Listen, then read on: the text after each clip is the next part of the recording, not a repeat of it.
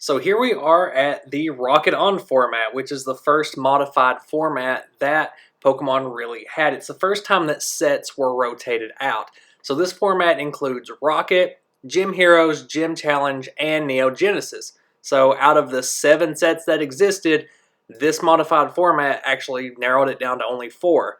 And this is the first time that the format had really gone without the major staple trainers like your Professor Oaks, your Bills, your Item Finders that were in every single deck. So it really had to adapt to these new archetypes that were forming. Neo Genesis was kind of like a brand new base set that created these brand new archetypes that were centered around these really big, powerful cards. But people had to learn how to play without those old trainers to support them.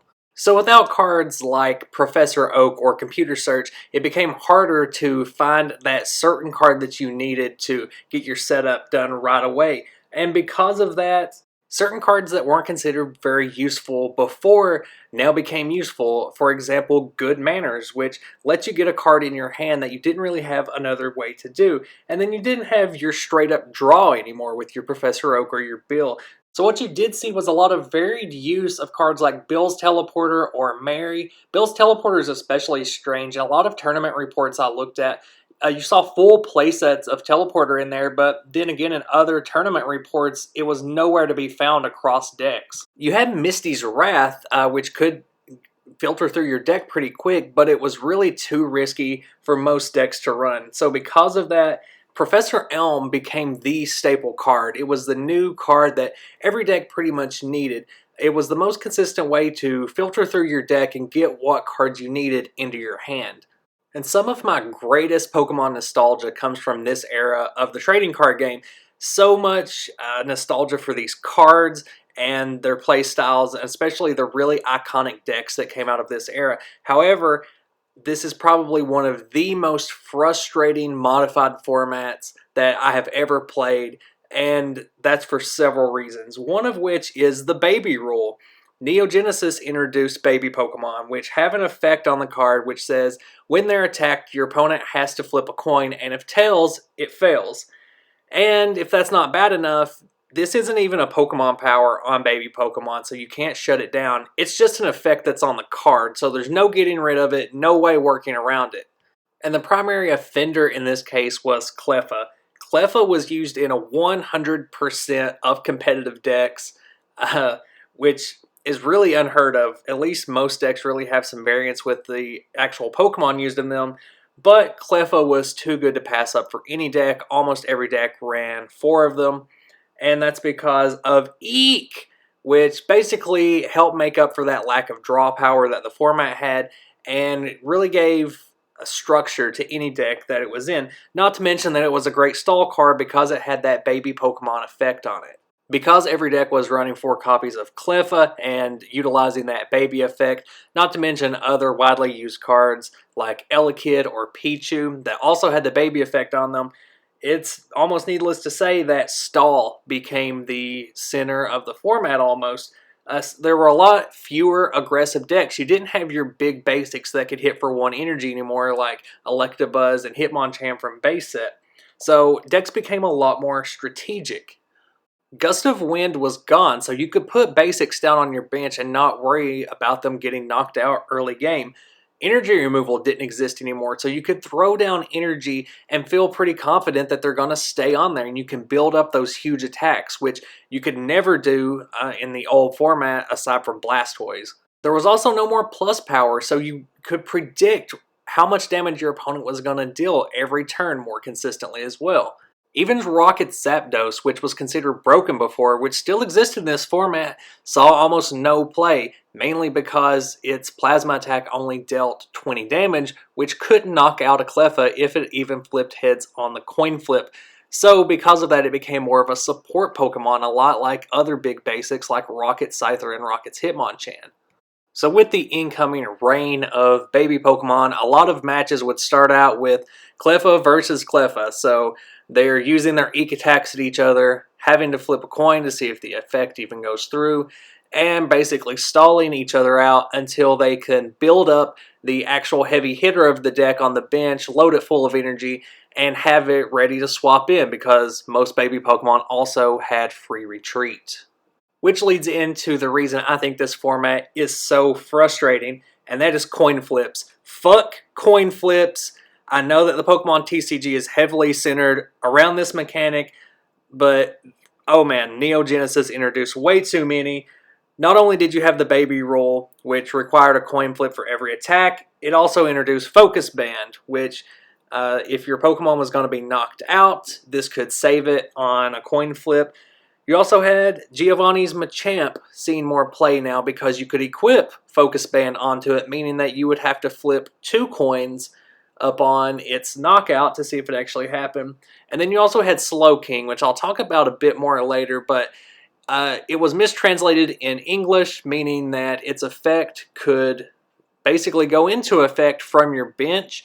So every time your opponent had to play a trainer, they would be flipping a coin.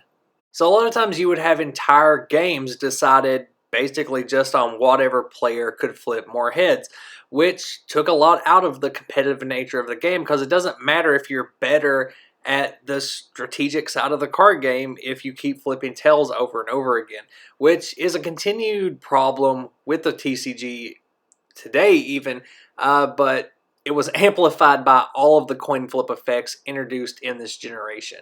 With all of the old archetypes phased out, like Rain Dance and Haymaker, and even cards like Rocket Zapdos that were pretty much nerfed by baby effects, you had a lot of room for new decks to spring and grow. However, there was basically one deck that absolutely ran this format. It was the deck to run, and that was Feraligatr. It was the only deck that could really combo with trainers. Everything else used trainers just for support, but this deck could actually abuse them pretty hard in order to deal massive damage, which was another rarity in this format.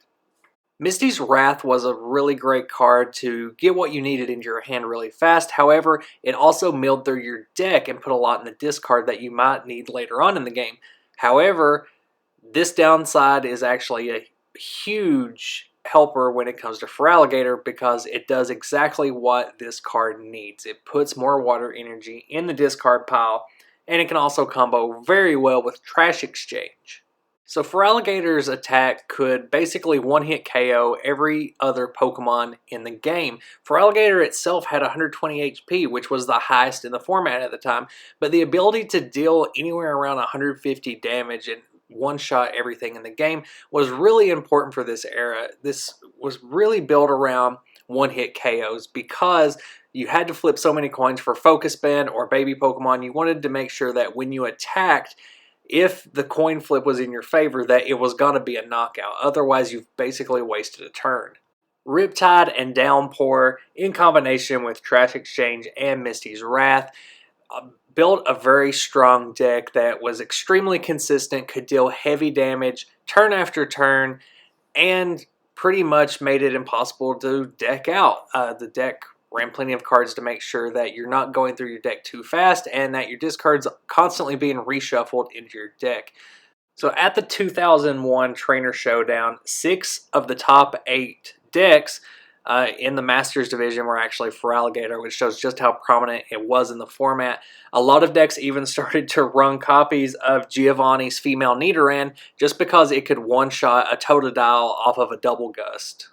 Feraligatr forced other decks to play aggressively in order to deal with it, but most of them weren't even built for that. Again, this is a format built around stall, and then you had this one really aggressive deck come out that was pretty much unstoppable because there was no other aggressive deck to compete with it. The only other deck that could really come close was Typhlosion when paired with Blaine's Arcanine, and that's because Typhlosion could also one-hit most other Pokemon in the format, and it could abuse some trainers to help it out a little bit, like Blaine. And then it could also utilize Cinnabar Gym, which would get rid of that water weakness and help it compete against Feraligatr.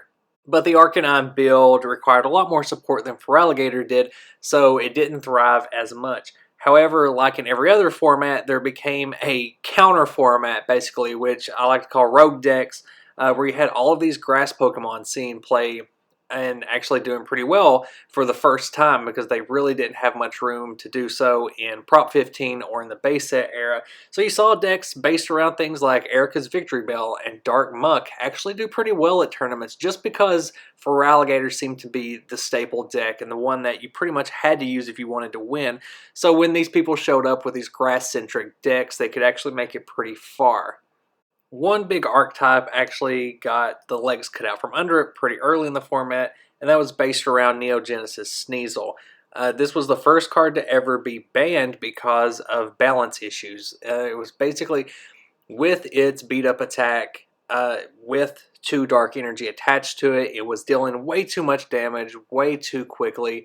And again, it was too aggressive for a format that was centered around stall at its core. Because even though Feraligatr could get set up very quickly and deal high damage, you still spent quite a few turns with a Cleffa out just using Eek over and over again before you got your setup. Sneasel completely circumvented that and could knock out Pokemon turn 2. And so because of that, it was banned. And as I said earlier, the Genesis Slowking was also mistranslated into English so that its effect was activated from the bench, when in the original version it was only when it was your active. However, this errata didn't happen until after this format. So through the entirety of this format, Slowking's ability worked from the bench. And it wasn't until the Neon format, which came after Rocket On, that this was actually changed. So the deck videos I do for the Rocket On format will actually just assume that the Slowking errata is in effect, since if you're playing in an extended format using these cards, you would also have to adhere to that. I have plenty of Rocket On decks built, and I'm very excited to get those videos uploaded soon. So ahead of time, just let me know down in those comments what decks are your favorite from this Neo Genesis era and what decks you want to see me post later on. And as always, just thanks for watching these videos, and I'll see you guys later.